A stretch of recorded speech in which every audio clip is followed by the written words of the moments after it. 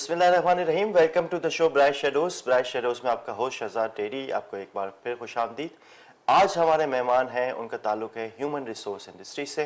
पिछले 25 साल से वाबस्ता हैं ये ह्यूमन रिसोर्स से। इस वक्त किया लकी मोटर्स के चीफ पीपल ऑफिसर हैं।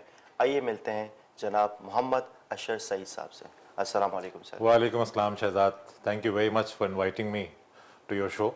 सर सबसे पहले आपका बहुत बहुत शुक्रिया, ख़ास तौर पे आज हमारे लिए वक्त निकाला आपने। सर मुझे आपका थोड़ा करियर समझना है, how you started and why MBA from IBA, किस तरह से जहन में ख्याल आया और उसके बाद फिर आपने ह्यूमन रिसोर्स की फील्ड में आए। थोड़ा सा एक ब्रीफ सा एक इंट्रोडक्शन दीजिएगा। देखिए, I think the story which you are about to hear जी is would be interesting for a lot of viewers, would be interesting for you as well. I started off, I come from a middle class family, and being the eldest son, my parents had a dream for me that eventually he would become a doctor.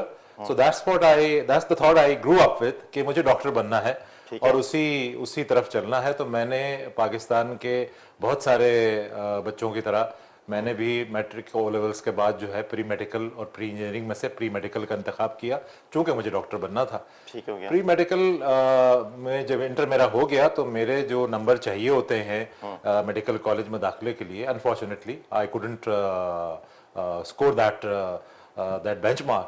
और फिर उसके बाद समझ नहीं आ रहा था कि अब क्या करना क्या है।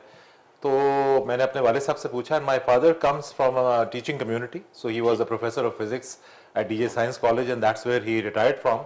वो नाराज तो बहुत हुए, तो बहुत नाराज हुए। बल्कि उनसे जब मैंने एक दफा ये पूछा कि अब चूंकि ये तो नहीं खारिज हो गया लिस्ट से, so what's your recommendation as someone who's an educationist, where should I go and where should I take an admission? तो उन्होंने मुझे कहा जवाब में कि अशर कहीं भी दाखिला ले लो। तो मुझे ऐसा लगा कि शायद ये नाराजगी की वजह से ऐसा कह रहे हैं कि अब उन्हें फर्क ही नहीं पड़ता, मैं जो मर्जी करूं। तो कहने लगे कि, तो मैंने उनसे कहा कि आप शायद नाराज हैं, मुझे आपसे एक सलाह की, एक मशवरे की ज़रूरत है। तो वो अगर आप मुझे kindly if you can give that to me तो I will be grateful so that I can put my life back on track. सही है। तो then he explained this to me and I would like to with the क्या कहते हैं reference of your channel and your show, I would like to pass it on to lot of younger ones. What he told me, I think that's something which is still with me. And he said कि देखो अशर, मैं तुमसे नाराजगी में ये बात नहीं कह रहा कि कहीं भी कुछ भी पढ़ लो, तुम ये वादा करो मुझसे आज कि जो कुछ भी पढ़ोगे उसको आखिर तक पहुंचाओगे। कहने लगे तुम उर्दू में अपनी लाइफ आगे शुरू कर दो कि बीए करो और एमए करो, लेकिन मुझसे वादा करो कि पीएचडी भी करोगे और फिर ये वादा करो कि डीलिट भी करोगे, which is the last degree which someone can get in that particular path. तो मैं फिर देखता हूं कि तुम्हारी कदर ये कौन नहीं करता, फिर तुम्हारी कदर होगी, तुम्हें कराची यूनिवर्सिटी में तुम प्रोफेसर भी लगोगे। तो आखिर जो कुछ करने का आज ठानो उसको आखिर तक पहुंचाओ। तो ये खैर उन्होंने बड़े काम की बात की थी और ये मैं आगे पास ऑन भी करता हूँ। Eventually I started looking at options और फिर मुझे आईबीए नज़र आया और मैंने उसके दाखिले के टेस्ट के लिए फॉर्म भरा और फॉर्म भरने के बाद मैंने दाखिले का टेस्ट दिया जिसमें मैं पहले अटेम्प्ट में कामयाब नहीं हुआ। तो अगेन अ सेटबैक। तो सेटबैक्स आफ्टर सेटबैक्स की कुछ स्टोरी थी जी। जब ये नहीं हुआ तो मेरे वाले साहब ने कहा कि भाई अब ये भी नहीं हुआ है तो ऐसा करो कि मैथमेटिक्स का इंटर का इम्तिहान दे दो ताकि तुम प्री इंजीनियरिंग वाले मोड में भी आ जाओ and you can apply for engineering colleges. तो मैंने वो इम्तिहान भी दिया उस एक साल में, जो मैं उस जमाने में गैप आता था between professional education and inter. मैंने वो इम्तिहान दिया, उसमें मेरे अच्छे नंबर आए लेकिन इतने नहीं आए कि जो मुझे किसी इंजीनियरिंग कॉलेज के लिए भी क्वालिफाई करवा सके। तो बहरहाल फिर मैंने आईबीए का वो साल गुजर गया, यानी एक टेस्ट गुजर गया, नहीं हुआ। मैंने अगला टेस्ट दिया 1987 के दिसंबर में और वो उसमें मैं कामयाब हो गया, अल्लाह ताला ने मुझे कामयाब किया। And then I entered IBA. So that's my story. I was always destined और told to become a doctor and eventually I got into an area which I never thought about, which I never studied as well. I was never a commerce student, always a science student. So in my early days of IBA I struggled a bit because accounts and क्या कहते हैं finance and all these things were a bit new to me. I never had a background. I struggled and then I moved on. And eventually after I successfully completed my BBA honors and MBA, and then I came into the practical world or corporate world as we call it. And then obviously, as they say, rest is history. It's a long story, but I think one interesting part of this 30-year long story is that when I got into the corporate world, I got into in an area which is known as banking. So I was a banker for all intents and purposes, and my area in banking was credit and risk management. And I kept doing that for next 9 years. For first 9 years of my career, I was working for a bank known as MCB Bank. Okay. And I was in head office, and I used to review proposals of corporate clients for running finance, for demand finance, for fund-based facilities, for non-fund-based facilities, income statements, balance sheets, cash flow analysis, ratio analysis. मैं 9 साल तक ये कर रहा था. And all of a sudden, or not all of a sudden, over these 9 years, I realized कि ये वो चीज़ है जो मुझे I don't get a kick out of it. I don't enjoy it. It's a drag on me. Every morning when I have to get up and get ready for the office, I'm constantly thinking at that point in time कि अच्छा आज फिर office जाना है और वही करना है जो मुझे मजा नहीं आता जिसमें. So eventually I started applying. But unfortunately, as it happens in our country, no one is ready to take a risk on someone who doesn't have a background in that area. और I think आज आपके programme के तवस्सुस से मैं वो लोग जो decision makers हैं, वो लोग जो हायरिंग मैनेजर्स हैं, मैं उनसे ये रिक्वेस्ट जरूर करना चाहूँगा कि बहुत ज़्यादा आप ऐसा बेशक ना कीजिए. Don't and up hiring people who don't have a background in a certain area all the time, but once in a while do take a risk on someone. Somebody took a risk on me, and I am very happy today, and I am really indebted to that individual who took a risk on me, that I never had a background in a particular area. He took a risk on me. He brought me into that particular area, which is HR, which is training and development, and that was my beginning in HR when Faisal Bank hired me as their training manager. After hiring, after 2, 3, 4, 5, 6 months, when I got comfortable in Faisal Bank, I went to my hiring manager, who was, and I don't mind taking his name as well, Mr. Khalid Tirmizi, who was country general manager of Faisal Bank at that time, and I said, Khalid sir, can you please, I'm just out of curiosity, I'm asking, I never had a background in training, I never taught in my life, and here I am as training manager of Faisal Bank. आपने मुझे higher क्यों किया? मतलब क्या सोच के किया? मैं तो क्रेडिट एंड रिस्क का बंदा था. कहने लगे, sure, very simple. 2 reasons. We hired you immediately, rather we grabbed you. No one working in credit and risk management in banking wants to come into training. You were ready for that, number one. Number two, if anyone even wants to come into training, he perhaps is not doing well in credit and risk management or doesn't know it that well. You also knew the subject. So we grabbed you. We were getting a person जो निकलना भी चाह रहा है वहाँ से और वो अच्छा भी है, मुनासिब है, काम कर सकता है. And I think you have proved that in last 6 months. So that was my entry into HR through training. उन्होंने अपना इंटरेस्ट देखा. उन्होंने अपना इंटरेस्ट देखा और उन्होंने ट्रस्ट किया. उन्होंने कहा कि नहीं ये कर लेगा. सही. और उन्होंने मुझे वो मौका दिया. So 2 years with Faisal, and then I moved on and on and on. I became head of training and recruitment of Bank Al Falah. अच्छा, एक सॉरी 2 सवाल मेरे यहाँ पे हैं. MBA then, MBA now. एक मेरा ये सवाल है. दूसरा जो आपने रिक्रूटमेंट की बात की, तो रिक्रूटमेंट उस वक्त के वो कितने रिस्क टेकिंग वाले थे, including hiring managers, not just recruiters, क्योंकि अगर मैं CFO हूँ तो मुझे अपनी टीम हायर करनी है ना.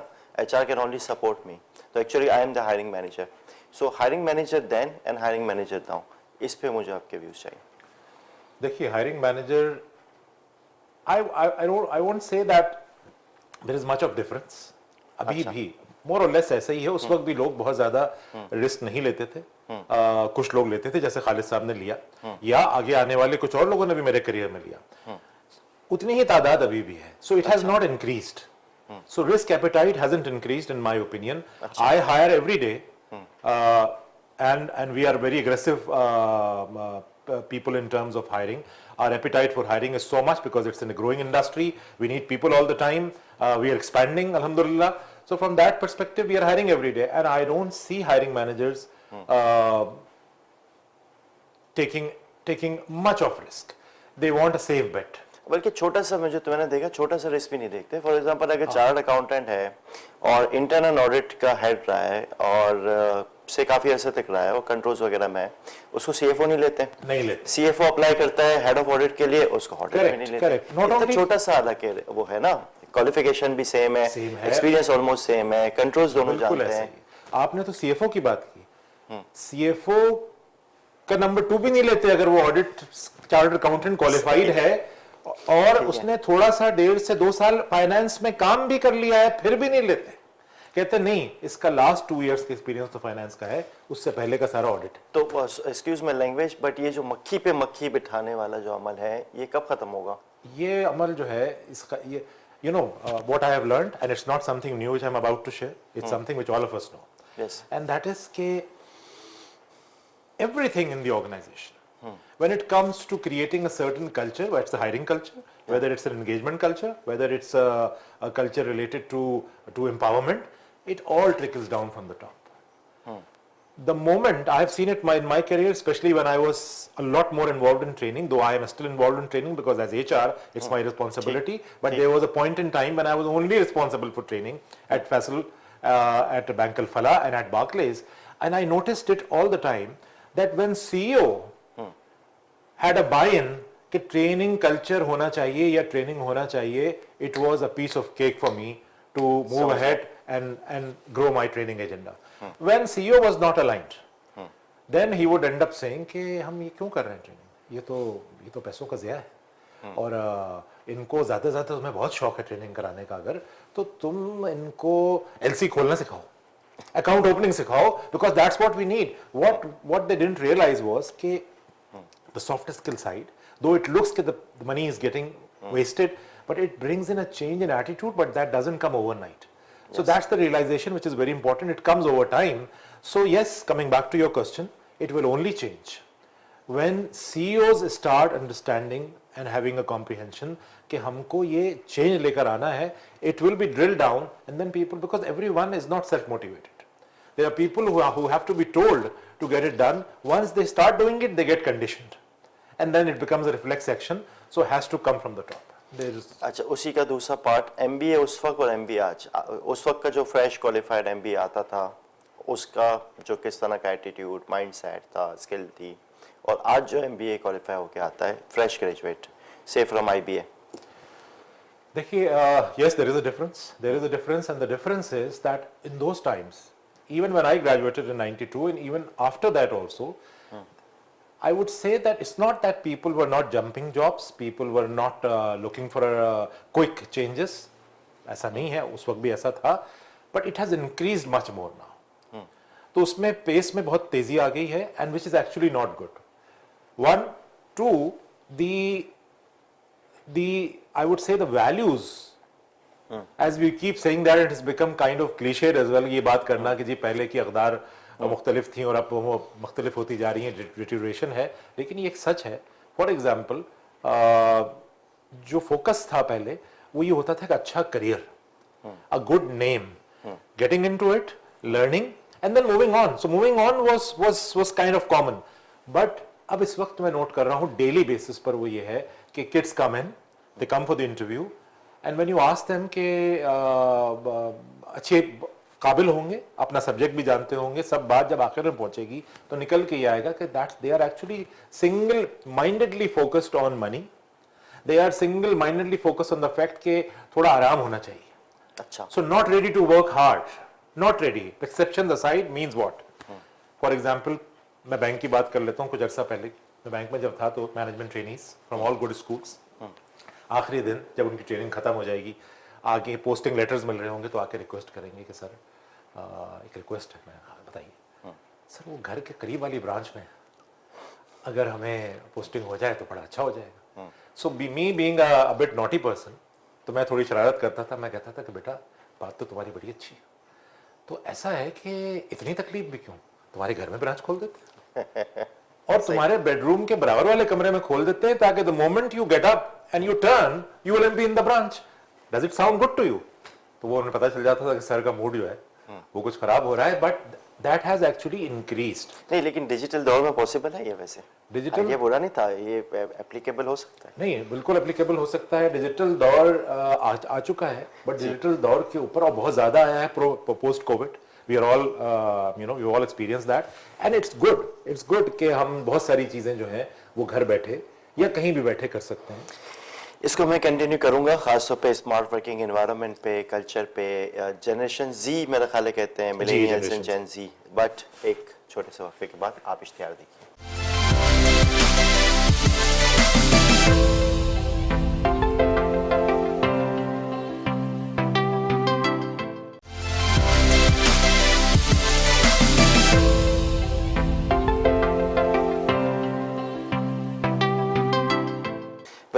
नाज़ीम। जी अशर साहब, ब्रेक से पहले हम पहुंचे थे थोड़ा इस तरफ के आज की जनरेशन जेन जी मिलेनियल्स, तो जहाँ तक मैं देखता हूँ मिलेनियल्स को, मुझे तो नहीं लगता कि वो मनी के लिए इतने फोकस्ड हों। My observation, I may be wrong. और मुझे लगता है कि उनको चाहिए होता है एक सेंस ऑफ क्या कहते हैं, एक अचीवमेंट। जैसे हमें आज की जनरेशन को ना इंस्टेंट डोपामिन की आदत है, और ये डोपामिन मिल रहा होता है। जब वो लाइक्स आते हैं तो डोपामिन मिलता है, रीशेयर्स होते हैं, मतलब ये एक इंस्टेंट डोपामिन है ना ट्रू सोशल मीडिया पे। तो उसको तो वो डोपामिन वाली आदत है ना, एक तरह से एक नशा भी है।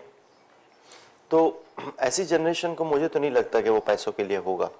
उनको कोई इम्पैक्ट, और बातें करते भी हैं जो मैंने जितना सुना है, बिल्कुल हो सकता है कि ये अभी शायद जॉब मार्केट में ना आए हों जेन जी, बट जो लोग इस वक्त यूनिवर्सिटी में हैं, एमबीए इस वक्त कर रहे हैं, आपको लगता है कि उससे कोई चेंज आएगा?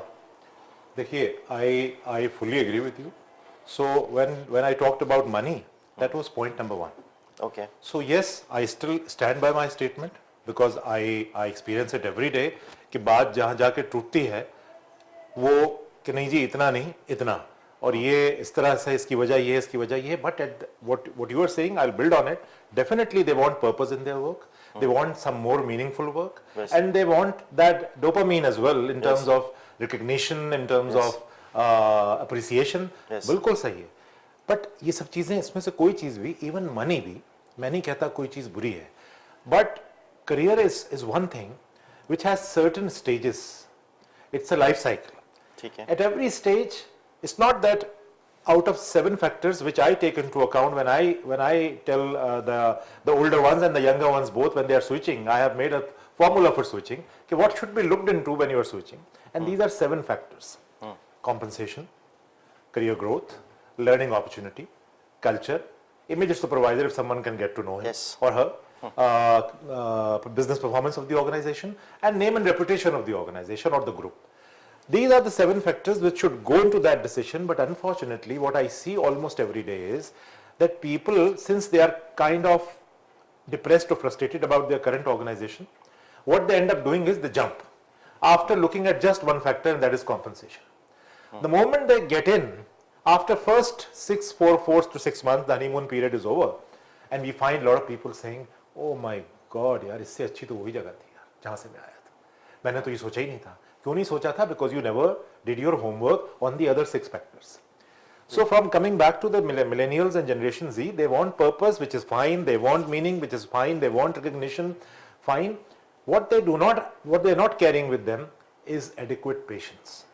Yes. I lost a That's true. management trainee from my team, not from Lucky Motor Corporation, within Lucky Motor Corporation, from my team, and I asked her, "Ke you have resigned in 6 months, so fine, it's your life, you're entitled, but तुम क्या देख रही थी? I mean, what exactly could we have done for you?"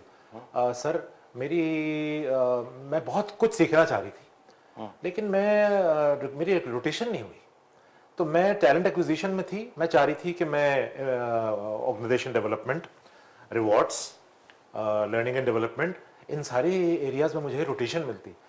मैंने कहा yes, your intent is noble, your desire is good, but it's not gonna happen in 6 months. We could not have rotated you because organization also has certain needs. It has to be a good balance of your need and organizational need. It cannot happen कि हम आपके need ही खाली देखते रहें, cater करते रहें, फिर organization कैसे चलेगी? So it has to be a mix. You need to show some patience. मैंने उस बच्ची से कहा कि जितना खुल के मैं तुमसे बात कर रहा हूँ, you will recall this conversation sometime later कि इतना खुल के कोई HR head आमतौर पर इतना मौका देता नहीं। लेकिन तुम्हारी ख्वाहिश वैलिड है, लेकिन हम ये कर नहीं सकते थे 6 महीने में कि तुम्हें 5 डिपार्टमेंट्स घुमा देते। तो you should have shown some patience if you like the organisation, and if there is any other issue, please be open, tell me कि मुझे तो कोई प्रॉब्लम थी कल्चर से। ये बात आपकी बिल्कुल सही है, बहुत जल्दी है, 6 महीने में रिप्रेस हो जाते हैं ये तो ये चीज है, और इसके लिए I don't hold them responsible, by the way I hold responsible the whole environment, which means what? They don't get the right mentoring, they don't get the right guidance, they don't interact with the right people, they are not guided. And here comes the MBA of then and now. At my time in IBA, there were not, I don't recall any PhD except one gentleman who was the director of IBA at that time. So yes I used to think at times कि मेरी faculty में कोई PhD नहीं है. लेकिन what was good at that time was that IBA was known for its punctuality, was known for its discipline, and that got inculcated in us. अभी PhDs तो बहुत हैं. It's a wonderful faculty. It's a great infrastructure as well. IBA का infrastructure बेहतरीन बहुत change आया है. But when I go there and that's the reason I decided to chip in with my very humble bit by deciding to contest the election for alumni seat on IBA's board of governors, that these are the things which we upheld for so long and IBA is now missing out on them. IBA अब इंतजार करता है chief guest के आने का. हमारे वक्त पे फंक्शन टाइम पे शुरू हो जाता था, चाहे chief guest president of Pakistan हो. ठीक. So those are the things which we should not have forgotten. Yes, the good things which have happened, which are many, they are great. अच्छा हुआ कि ये हुआ, फैकल्टी इंप्रूव हुई, इंफ्रास्ट्रक्चर इंप्रूव हुआ, facilities improve हुई, ग्रेट. बट जिंदगी में की जो गेम है सारी, जो मैं गेम कहता हूँ, वो रिवॉल्व करती है वैल्यूज पर और वो कभी चेंज नहीं होती.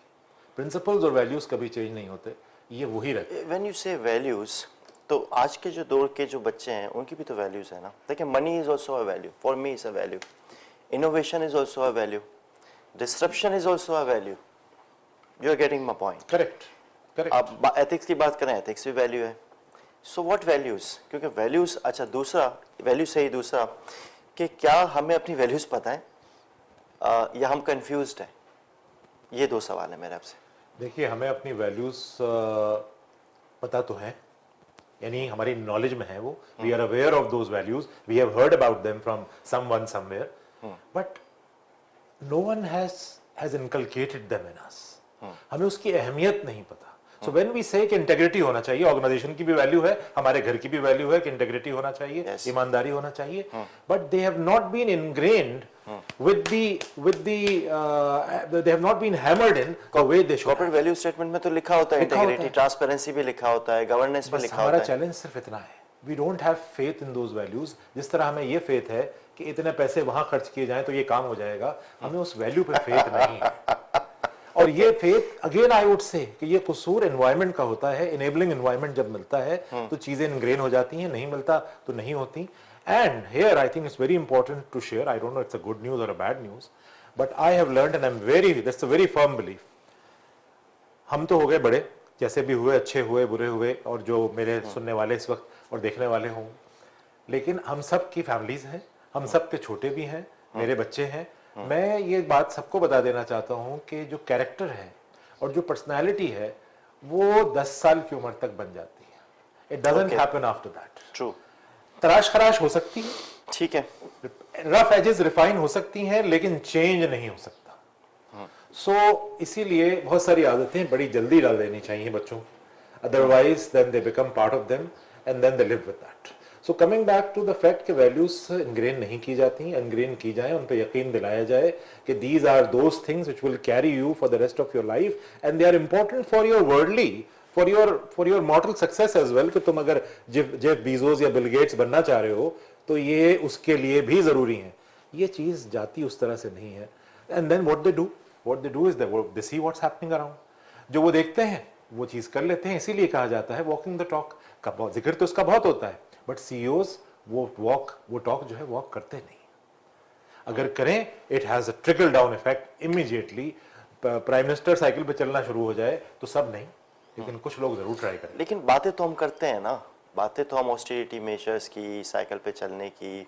आई am not pinpointing anyone, No one. मतलब No one. चाहे वो किसी भी लेवल As का a कोई भी society. लीडर हो, ठीक है, बातें तो हम करते हैं, लेकिन वही कॉर्पोरेट फाइनेंशियल स्टेटमेंट उठा के देखते हैं, उसमें सब लिखा होता है ना, ट्रांसपेरेंसी, इंटेग्रिटी, लिखा हुआ तो सब होता है. लेकिन ये कैसे पॉसिबल है कि हमारी बातों में है, लिखे हुए में है, डॉक्यूमेंटेशन में है, कॉन्स्टिट्यूशनल डॉक्यूमेंट्स में होती हैं सारी चीज़ें, प्रैक्टिकली मिसिंग हो जाती हैं. बिल्कुल ऐसे ही है. देखिए, my very humble understanding in that regard is that we are all of us in this world are a product of 4 to 5 things. Brought up से पहले DNA, then circumstances, experiences, education. ये 4-5 चीजें हैं जिसका मुरक्कब है हम, जो हम बने हैं. इसमें से सबसे कार्डिनल चीज which I refer to 2 moments back is brought up. DNA we can't really help, so it is there. But brought up plays a decisive role, and then after brought up, let me close it as well, is company. Company means the people whom we spend time with. That plays a decisive role in our lives in who we become. नहीं, एक second, फिर मैं थोड़ा सा इस पे confuse हो गया कि अगर मुझे अपने बच्चों का से प्रोटअप और ये सारी चीज़ें और से मैं उनके बारे में फिक्रमंद हूँ, तो it's just not me and my wife, ठीक है, वो जिस स्कूल सिस्टम से जा रहे हैं, जो सोसाइटी है, जो चीज़ें देख रहे हैं, तो फिर मेरे लिए तो एक ही तरीका है कि मैं उनकी बाहर ले जाऊँ, वहाँ पे परवरिश करूँ. You got my point right, कि मैं और कैसे चेंज करूँगा? I can not change the society ना.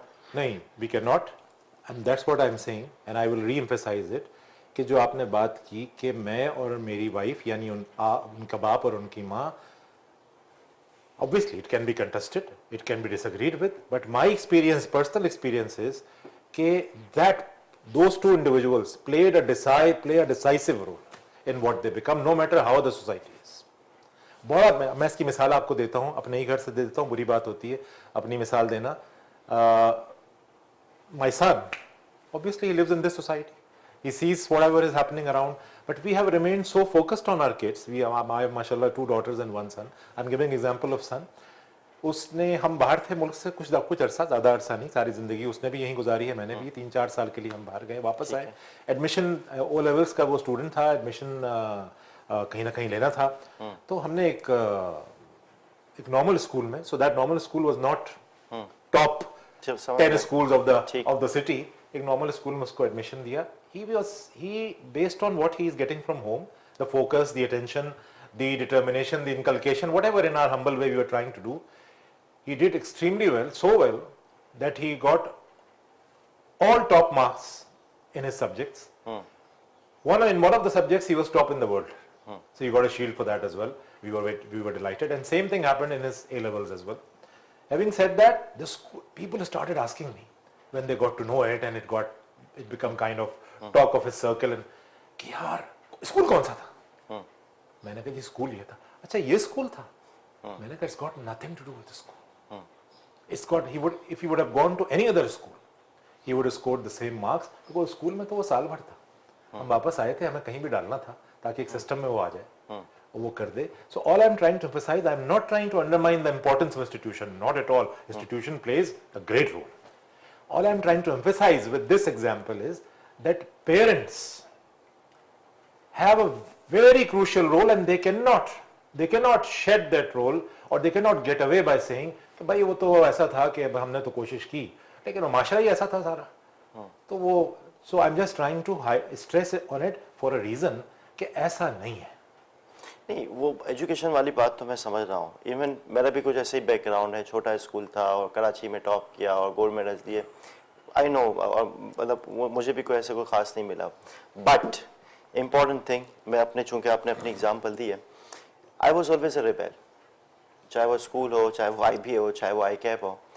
अच्छा, रिबेल का मतलब है, हमेशा मेरे क्वेश्चंस होते थे कि वाई, ठीक है, और ये W वाले, तो W और H जो है ना, वो तो हमेशा.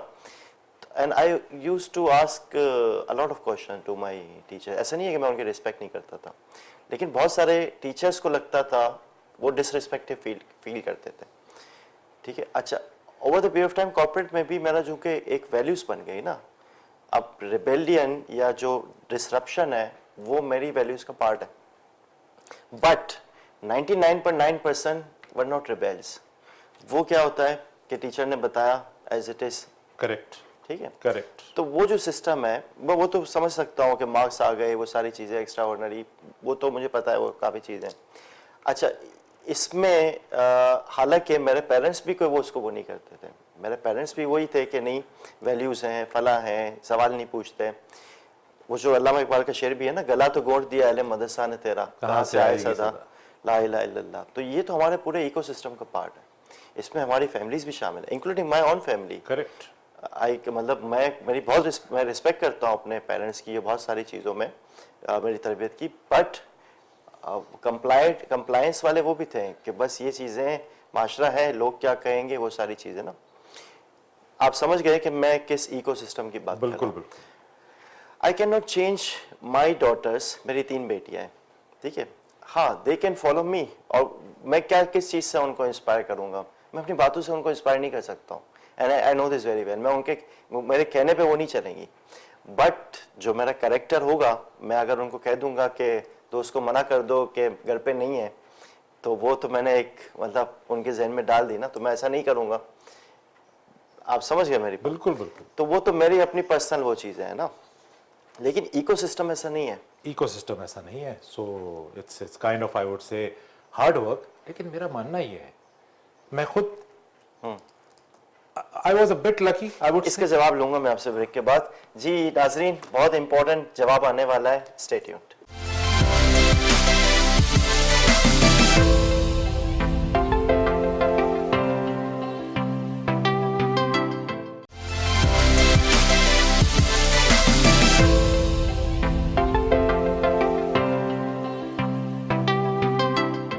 जी ब्रेक से पहले अशर साहब फरमा रहे थे कि ये जो इकोसिस्टम है, मैंने बड़ा गालिबन शायद मुश्किल सवाल तो है ये, but I would like to know कि कैसे ये इकोसिस्टम पे हम मेहनत कर लें और इस पूरे इकोसिस्टम को बदल दें। देखिए, इकोसिस्टम को बदलना नामुमकिन नहीं है, बिल्कुल Okay. कोई चीज नामुमकिन नहीं होती। 100% agree with you। Till the time हम उसको बदल पाए, तब तक अपना रिश्ता बनाना वो तो बहुत मुमकिन है। जो हम सब ने बनाया है, उन सब लोगों ने बनाया है जो किसी प्रिविलेज बैकग्राउंड से नहीं थे। जैसा कि आपने बताया कि आप भी नहीं थे और मैं तो भी अक्सर यकीनी तौर पे नहीं था। लेकिन मैं जो कह रहा था कि मैं थोड़ा सा लकी इस हवाले से ज़रूर था कि मुझे अपने घर में मेरे वालिद साहब से, बिलखुसूस वालदा से भी, वालिद साहब से हमारा एक कल्चर ऐसा था घर में डिस्कोर्स का कि हम हर चीज़ डिस्कस करते थे और सवाल की इजाज़त थी और सवाल करने की इंकरेजमेंट भी थी। तो I was a bit lucky. Having said that, coming back to the ecosystem, वो इकोसिस्टम चेंज करना जो है वो ऐसा नहीं है कि कोई नामुमकिन चीज़ है। क्यों? हमें स्टार्ट करना है घर से और स्टार्ट करके फिर उसको आगे बढ़ाना है, जिसकी कोशिश हमको रोज करनी चाहिए।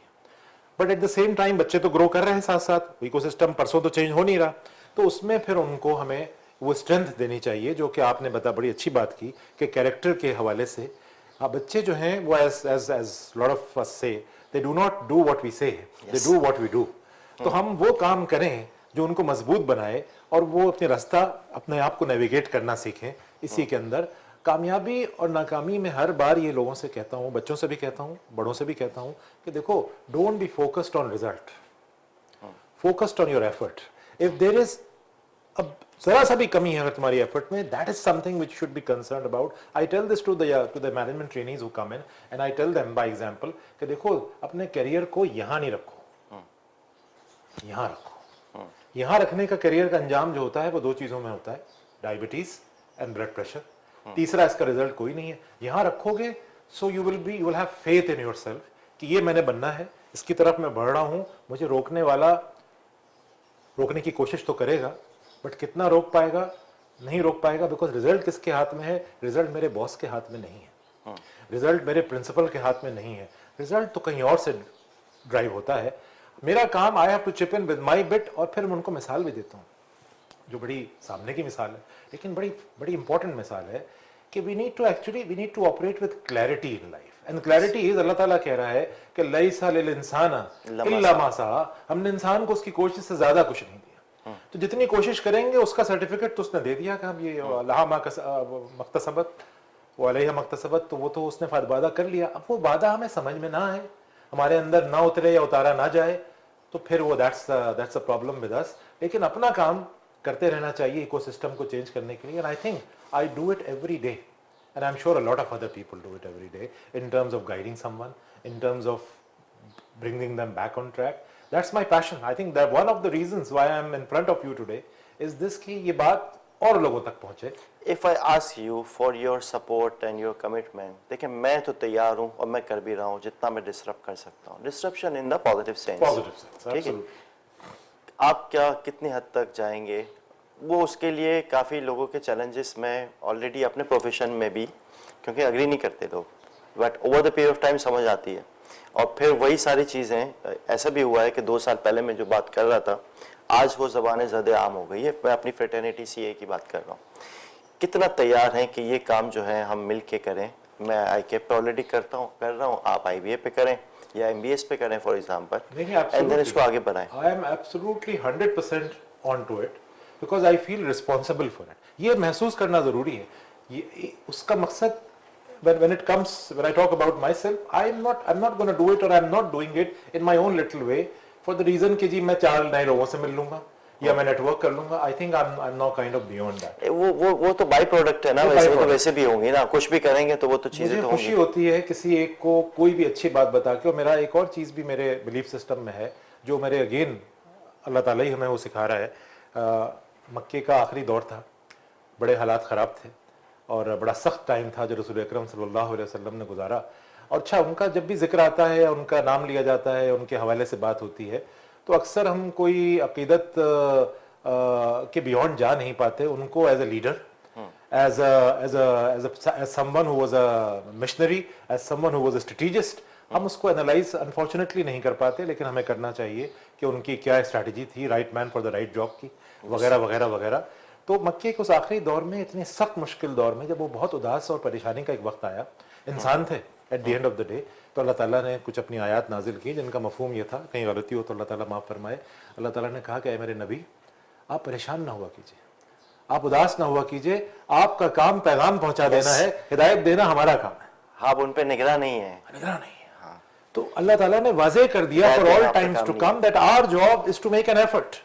Our job is not to be focused और कंसर्न्ड अबाउट रिजल्ट, वो तो मैं दूंगा। Once this clarity comes in, a lot of things settle down in life। ये बहुत इंटरेस्टिंग टॉपिक छेड़ दिया है, बट चूंकि मौजू ये नहीं है, I would love to talk about मक्की ज़िंदगी, बट टाइम भी शॉर्ट है। फिर किसी वक्त मैं इस टॉपिक पे आपसे तफसीलन बात करना चाहूँगा, मक्की ज़िंदगी और मदनी ज़िंदगी। मेरा बहुत फेवरेट टॉपिक है, ख़ासतौर पे शैब अबी तालिब, वो ताइफ के जो वाक़यात हैं, बहुत सारी चीज़ें, और मेरा ख्याल है उसमें लीडरशिप लेसन्स हैं। And we can also arrange some webinar और talk on how to learn leadership from मक्की ज़िंदगी, थिंग्स लाइक दैट। बट मैं आपसे 2-3, चूँकि अब सिर्फ चंद ही मिनट बाकी हैं प्रोग्राम में, I want to know the importance of the networking platforms. Like हमारा एक है CFO क्लब, लाइक IBA की अलमनाई है, लाइक ऐसे बहुत सारे प्लेटफॉर्म्स हैं, कॉर्पोरेट पाकिस्तान ग्रुप है, मैनेजमेंट एसोसिएशन ऑफ पाकिस्तान है। How do you feel the roles of the platforms and should we be part of those platforms, and कैसे हम उसमें सबके लिए बेनिफिशियल हो सकते हैं, उसको लेवरेज कर सकते हैं? देखिए, first of all, just to answer it straight, I think these are very important platforms, and these platforms should be driven, should be led with the right intent, which I don't doubt of anyone, or a lot can be achieved through them.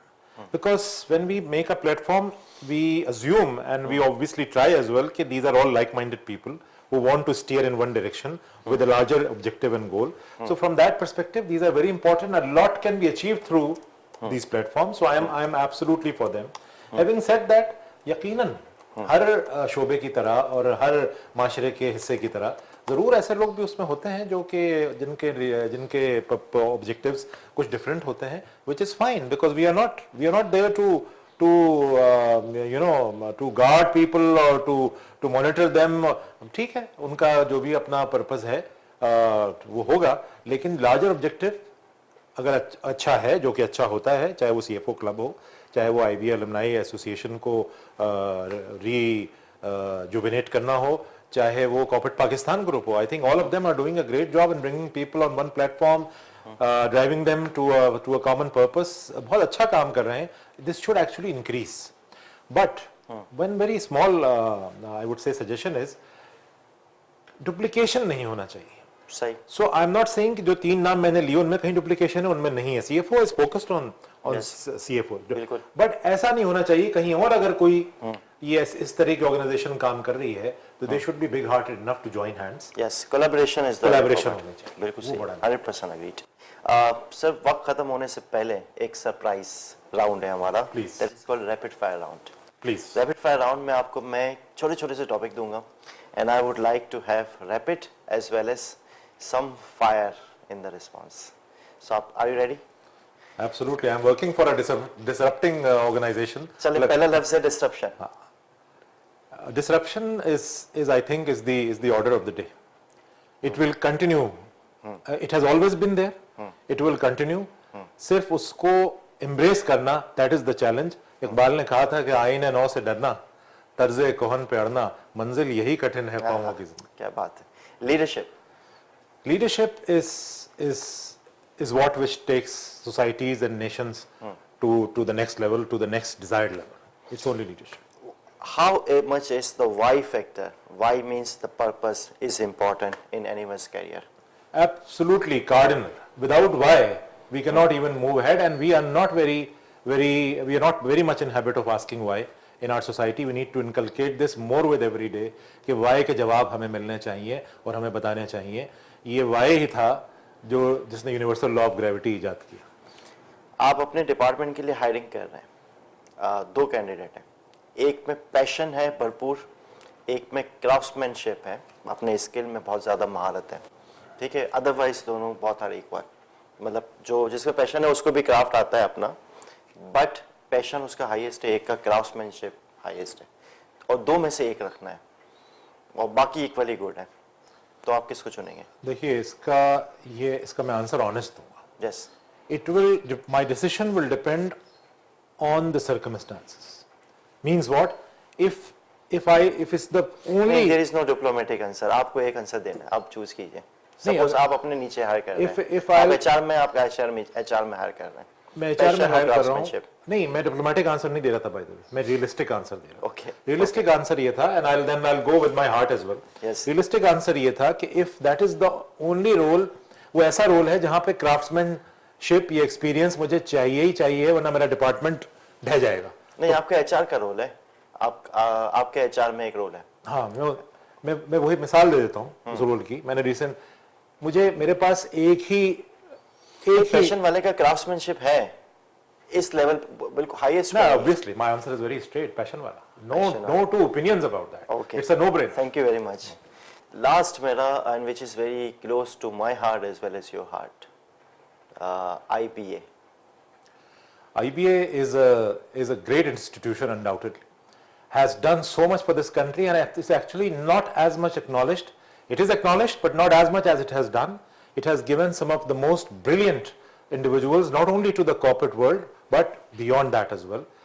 But it needs to not only be properly highlighted, it needs not only be strengthened, that particular place as an institution. उसमें उसको further acknowledge करने की से ज़्यादा उसको मज़ीद बेहतर करने की ज़रूरत है. The industry academia linkage when it comes to IBA, lot has been done, but lot further needs to be done. I hear it almost every alternate day from IBA alumni कि हमें तो किसी ने कभी आज तक पूछा ही नहीं, कभी अप्रोच ही नहीं किया. Because when you reach a certain stage, let's remain on ground and let's remain realistic. When you reach a certain stage in your life, you expect कि थोड़ी कोई आपको इज्जत दे दे और प्यार से मोहब्बत से बुलाए.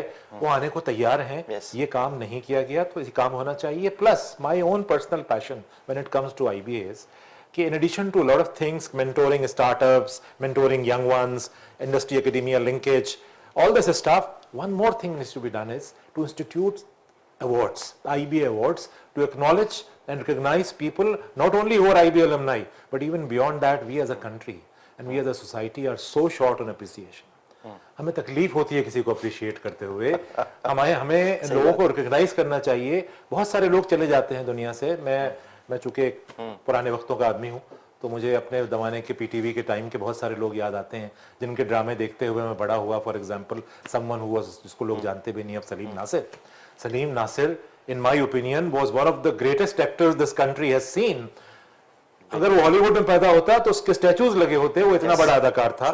लेकिन हम उनको एक्नॉलेज नहीं करते. शायद एक्नॉलेज कर दें, शायद इज्जत दे दें तो एक साल और जी लें. मैं लोगों को एक साल और जीवाना चाहता हूँ. Great. Thank you very much Arshad साहब, बहुत मजा आया आपके साथ. फिर किसी वक्त आपको फिर गुजारिश करेंगे आपके साथ. आपके पास बहुत कुछ है वेरी देने काइंड के लिए. And thank you so much to you Shahzad. Thank you to the Venus TV. It was great. I loved it. Thank you very much. नाजरीन, यहाँ इख्तिताम होता है हमारे शो का. इजाज़त दीजिए शहजाद डेयरी को. अल्लाह हाफिज़.